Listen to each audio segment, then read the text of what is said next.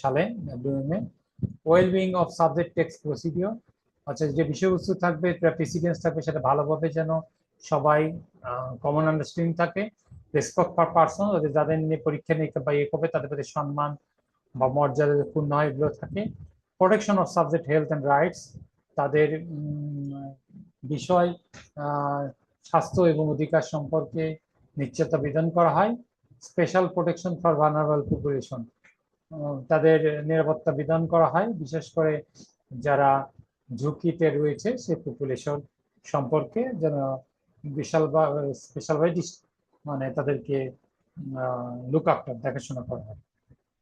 এরপরে রয়েছে Belmont report, ethical principal 1979 সালে, এটা আরো আপডেট ভাষণ, যারা আপনারা দেখতে পাচ্ছেন, ethical principal guideline for the protection of human subject of research.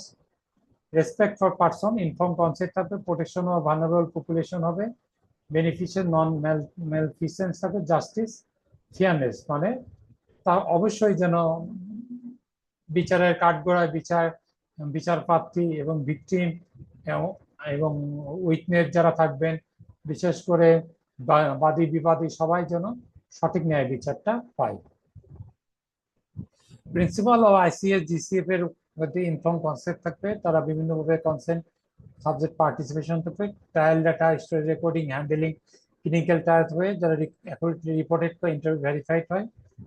Protect confidential record, respect confidential rule, অবশ্যই যেন এগুলো যেন গোপনীয়তা রক্ষা করা হয়, রেকর্ডগুলো এবং তথ্যগুলো থাকে।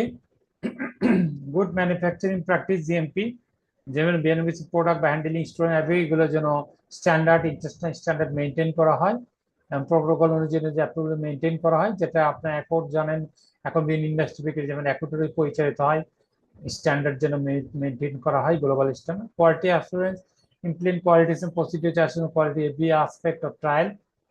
ট্রায়ালের ক্ষেত্রে অবশ্যই যেন কোয়ালিটি কন্ট্রোল ইনশিওর করা হয়।